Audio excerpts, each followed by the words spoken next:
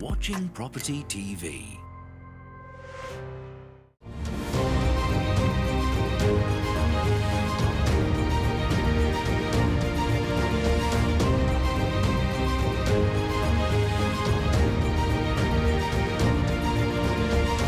Hello, welcome to Property Question Time. I'm Stephen Galpin, and this is the programme where you can have all of your property related questions answered by a team of property experts. Joining me today is Joanna Leggett, co-founder of Leggett Immobilier, French property experts, all the way from France on Zoom. Welcome, Joanna. Hi, Stephen. Thank you. Nice to see you again. And joining Joanna is John Howard, property developer, mentor, author, public speaker. I'm not sure what else, but lots of other things too. Good to be here. Good. Good to see you. How was the trip from Ipswich? Well, I'm still waiting for this lunch. I don't know when it's going to happen because for the last year we've been talking about it, Stephen. Oh, I see. And you don't need to save up for it, so I'm not sure. This is my trip to Ipswich. Trip to Ipswich. We haven't got many flats left, so you're going to have to hurry up. Oh, right. Okay. Well, we'll arrange it shortly. Please How's do. that? Okay, well, let's get on with the questioning. And Joanna, you're going to go first. With regards to staying in France, since we left the EU, could the panel please explain the 90 and 180 day rule, as I am totally confused. Me too. Also, do the limitations apply if you own a property as opposed to perhaps just renting or visiting? So we've got a rather complicated residency status in France, haven't we? Well, it's not really that complicated. I mean, usually people who buy a holiday home would be very lucky if they stayed 90 days in a holiday home. You'd probably have to be able to work from home to be able to do that, because most people that are in employment might get 6 weeks holiday a year and would probably rent the property for the rest of the time. However, we do see a lot of people that might live in France for 6 months and in the UK or anywhere else for 6 months, so it will affect them. It makes no difference whether you own the property or you're renting the property, it's still the same. However, if you look at becoming a fiscal resident in France, so if you had gone over the 180 days and you say you're 183 days, then you'd actually be a tax resident in France, which means you'd have to pay all of your taxes in France anyway. So before the new rule came in, you could stay up until that amount without becoming an actual resident of France, still being a resident in the UK. So yes, now they have brought in the 90-day rule, which means that you can only stay in any country in Europe. So even if you came to France for 2 weeks, then went on to Spain, then went on to Italy, the maximum you're allowed out in Europe now is 90 days. However, there are lots and lots of visas available. If you wanted to extend your stay because it's your holiday home or for whatever reason, you can go to the embassy and you can apply for different types of visas, whether you're studying, whether it's a work permit, whether it's an extended holiday visa. There's loads of different visas available, and if you go onto the government and British Embassy website or the French Embassy website, there's loads and loads of help available, and it describes each visa in detail, and it tells you which one you need to apply for. The only thing I will say though is if you are applying for it, you need to do it before you come to France, because if you don't have it when you go in, you have to leave within the 90 days. Or you can apply for residency and come to live in France, but then you would obviously become a tax resident. Joanna, if you were there and you needed an extension, I think I'm right to say that in the UK, if that was the case, you'd actually have to leave the country and make that application outside of the country. Is that the same in France? Well, the problem is with the 90-day rule is that you can't come back in for another 90 days. So realistically, if you left the country, you have to be out of the country for another 3 months. You can't sort of leave, make a visa application and come back. You would literally have to do it before you go. Obviously, there's circumstances, say there was a funeral or something, drastic happened, or you're hospitalized and things like that. There are exceptions to every rule, but you can't just cross the border back into the UK, apply for a visa and come back in 3 days later. You would have to be out of the country for 3 months. So that's why it's so important to apply for it before you go. Yeah, it all sounds very petty, doesn't it, Stephen? Don't you think? Well, I'm presuming that when you say that if you were travelling around Europe and you'd gone to Spain or Portugal, so does this apply to the Schengen area effectively?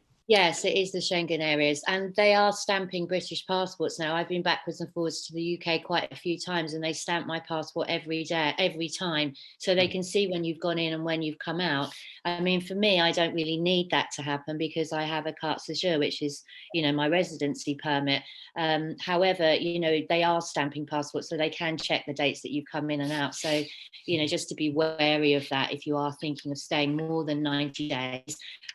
We have a lot of people that come through in camping cars, for example, who do a lot of the European areas, and even if they're looking for properties, but they now can't continue. You've literally got 90 days in all of those Schengen areas before you have to leave. Okay, and the questioner says, well, can you explain the difference between the 90 and 180-day visa?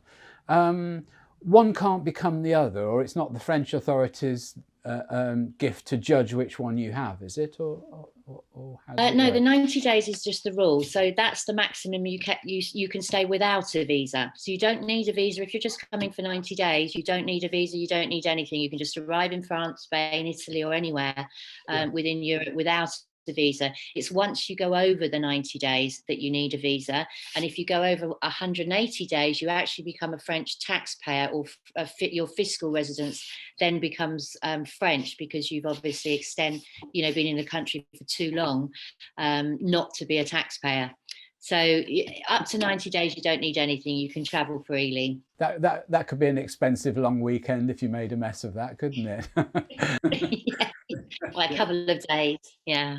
Well, I'm trusting, John, that I wouldn't need a visa to come to Ipswich. You certainly don't. You're very, very welcome. Okay. A lot of people are investing in Ipswich at the moment because it looks very good value for money compared to the rest of the country. Are you getting foreign investment there? We're getting a little bit of foreign investment, not a lot, because it's not a well-known city. I mean, Cambridge is always a good one for that. Cambridge, Oxford, they like to hang the hat on somewhere they've heard of. Yes. I'm I'm certainly hearing from a lot of agents that the spread of foreign investment in the UK is widening. Yeah, and people are looking, and you can across understand the country. why, because the yields in London are so small. So you can understand Manchester, obviously popular. Everyone's heard of Manchester, Birmingham, Liverpool to a point, even. So Leeds doesn't seem to quite have the same mark, which is interesting. But I mean, then you've got Hull, which is perhaps slightly below the others in many ways, but in terms of price.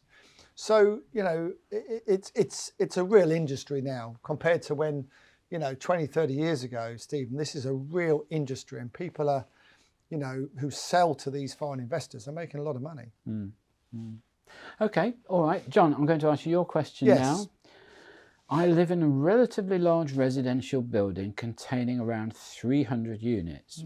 Recently, some of the outside of the building has become damaged through extreme weather conditions and possibly aggravated by the use of poor quality building materials. The freeholders tell us that we must pay for these repairs as the insurers insuring the building have declined liability. Is this our liability now, or is it the freeholders? As the freeholder appointed the insurers, they should have made sure it was covered, and further, it's their building and therefore perhaps the liability should rest with them, insured or not. What do you think to that one? Isn't it amazing, Stephen? People buy, they don't own the fabric of the building, but they own the flat. And then when there's any repairs to do, they say, oh no, sorry, it's someone else's responsibility. Now, if they owned the house rather than a flat, freehold, they would just have to pay for it themselves, or sort of the insurance out John, themselves. they don't own freehold, they own Well, leasehold, yeah, but don't the they? lease will say that they are, and it would have been explained to them that they pay for all external maintenance is paid one way or the other, through the insurance premium, which they've paid, or if it doesn't, they have to pay it. It's not for the freeholder to pay it. Well, it is the freeholder to pay it and then claim it back, but the freeholder is just really holding, these days, freeholds, it's very difficult owning a freehold in many ways, because really all you're really doing is holding it really in goodwill for the residents. And in many cases, the residents are buying these freeholds anyway. So I think it's a bit of a moot point for me. And I think the person that's emailed that in probably knows full well what the answer is. But you know what? You know, if they want any sympathy from me, they won't get it. No, well, because I'm gathering that, John. They've bought a flat. They've bought a flat, knowing all the consequences. They would have more explained to them. And as I said, if they owned a property outright, freehold, they would have the same problem. They'd have to pay for it. Right, I do agree with you, but I think the key here is to go back to the lease. And the lease will tell you what the lease will say. You know what the lease will say. I'll have 10 quid on it. That the lease will say that whatever expenses the freeholder incurs, he's able to reclaim that through the service charge. Sure, absolutely. I think the only slight caveat here could be that if it turns out that the insurers won't insure mismanagement, I would want to know why they turned was it down. Mismanagement? Have they not come up with the right policy? Was it inferior materials? Was it a cut price insurance policy or whatever? But even inferior material, But coming back to that, I would say that the leaseholders would have a claim against the freeholder if in fact it was the freeholder that built the construction and didn't meet building regs in some way. But that's so unlikely because we're fairly well controlled these days. And I think it's one of those things, if they have a particular gripe on this, they need to get really expert and properly qualified legal advice. But as usual, it's the freeholder that's that's taking the hammering, you know. And like you said, it's probably they probably never constructed the building. The building was probably constructed and had a completion certificate issued by the council on it. So at the end of the day, why does everyone these days want to blame someone else for everything? You know, it's the government's fault for everything, nearly, isn't it? Well, I think we have this problem over the cladding business, don't we? I don't necessarily believe that it's taxpayers' responsibility to repair the cladding on buildings that other people have either built or the cladding sold. situation is very unfortunate because no one really is at fault unless it's combustible cladding. That's different. That is wrong, and someone must be sued for that. But then the building inspectors should have picked that up, shouldn't they? Well, the fire officer certainly should have done. In each case, the fire officer's got a huge responsibility in these cases. Okay, well, on that contentious note, we'll go to our break. So join us after the commercial break. Look forward to seeing you. You are watching Property TV. You are watching Property TV. Hello and welcome back to part 2 of Property Question Time with Joanna Leggett and John Howard. Welcome back, guys. Thank you very much. Okay, Joanna, your final question. I'm about to buy a French property from an English couple who have been resident in the property in the south of France for some years. When looking for property in France, I was generally advised that I should not pay anything directly to the sellers, but pay only the notaire. However, these English sellers are suggesting that there is an exception to this rule where both the buyer and seller is English. Can the French property expert advise on this, please? Sounds like a is my money safe question, doesn't it?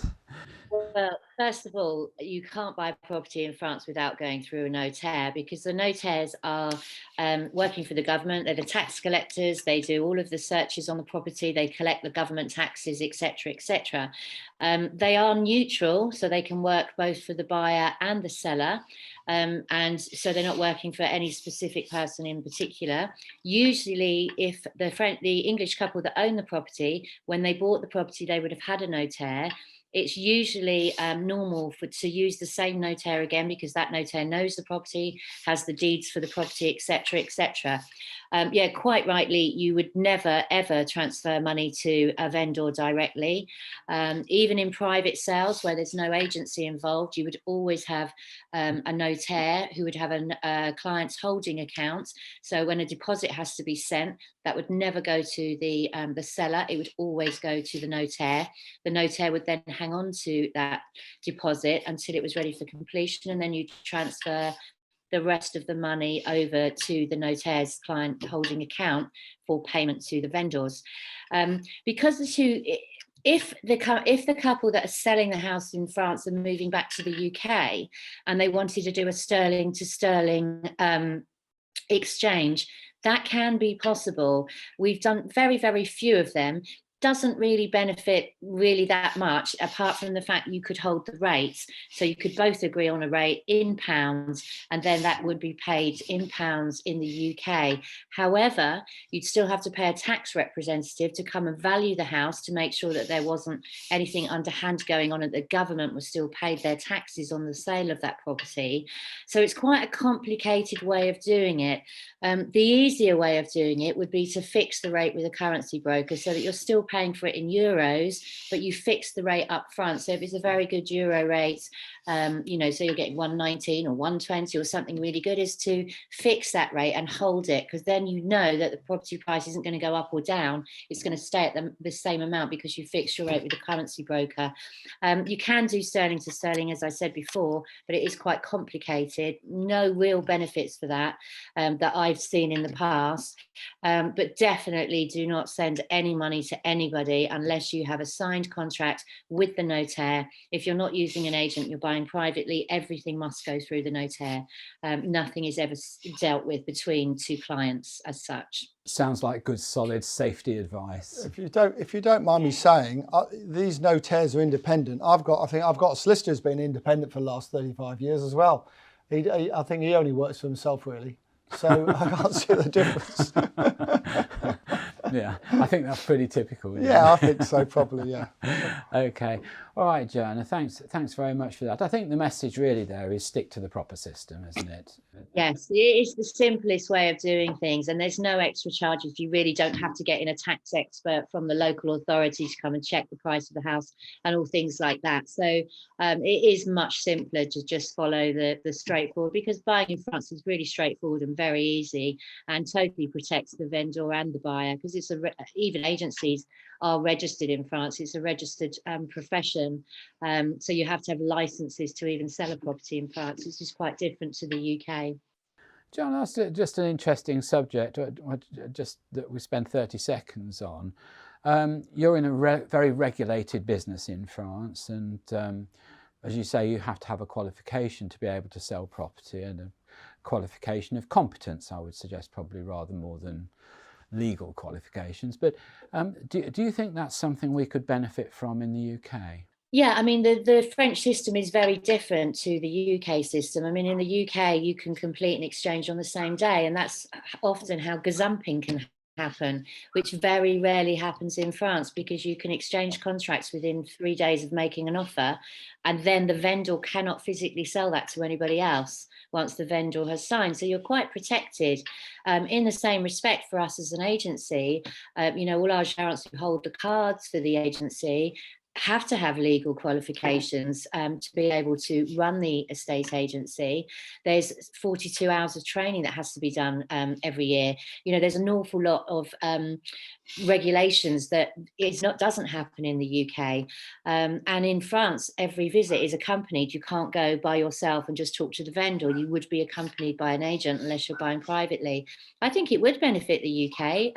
I think there's lots of things. It's particularly the safety aspect and the lack of disappointment. If you suddenly get gazumped, where that very, very, as I said, very rarely happens in France.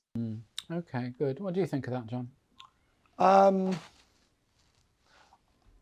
The fees, I believe, in France for an estate agency are probably, the fees that you get are probably much higher than they are in the UK. I have a tear coming from the corner of my eye. So John. on that basis alone, Joanna, I think the system in the UK is not bad. Okay. John, put your construction hat on. Yes. What do the panel suggest is the premium cost for producing an ecologically green house against that of a standard product? What also would the panel suggest are the most important of current green specifications to include in a new build spec? Okay, so you're talking to a dinosaur. That's the first thing you've got to remember. Right, okay. If you watch any of those other property shows, which aren't as good as this one, especially the ones with design in them, you will see that all these eco-type houses always go over budget by an absolute fortune. And it might make good television, but it doesn't do your bank account much good. So that's the first thing. So all these eco houses up to now have been a lot more expensive to build than traditional bricks and mortar. Those costs are coming down, to be fair. They are getting cheaper as more and more of them being built, which is understandable. The government are hell bent on it. The government will give you grants if you build an eco house. So that's good as well. Carbon neutral is what they're all looking at. So the carbon neutral part of that is what you need to aim for. Carbon neutral. In terms of heating, yes, because you've got fantastic insulation, the heating can be incredibly cheap to run these houses, which it isn't with a more traditional house. I accept that. And you have to balance that out against the cost of it costing more. Now, the other thing which is really important is saleability. So, is a valuer going to value a house 30% more because it's cost 30% more or not? Is that the sort of figure it would be? I think so, yes. So sometimes 50% more. So who would have thought some straw would cost so much? Sounds cynical, don't I? So that's the problem. The problem is, are you going to get it valued at more money? I've got people through my joint venture fund who come to me and say, oh, we're going to build 4 eco houses, and my heart sinks. Because I don't know, and they're going to cost, they're worth 30% more, 40% more than a normal house. I'm going, well, you might think that, but I can't possibly put my money into that, thinking I'm going to get 40% more. I have to assume I'm going to get the same. And if they look different and a bit odd, we may not get that much. So you've got to be careful with them. I think if you're building a home to live in yourself and the end value is not quite so important, then great, that's fantastic. If you're building a home to sell, you've got to be careful. You've got to be careful because you only need one valuer to say, no, I don't value it at 30% more. I value it at the same as the house down the road. What do you do? Very difficult, very difficult. I think the worry that I have is that a lot of these green innovations are not yet tried and tested. I was involved with a development down the road here where the local authority insisted that 2 of these biomass boilers were put in. Hugely expensive. I think they were £1.5 million each. Yeah. Neither of them ever got used because it suddenly dawned on people that the combustible wood chips were an absolute fire hazard for the building. The 2 things I haven't mentioned I should do also is can you get mortgages on them? And you have to prove a 60-year life for the BRE, British Research Establishment. So you need to get a certificate to prove they will last 60 years. So those are another 2 challenges. I'm not saying you can't, and many can now, but there's still for me to build a development like that will be too risky still. Yeah, okay. And do you find that the big house builders are moving towards? Not really. No. And that tells you everything you want to know because they want to know, they want to build them competitively. Yes.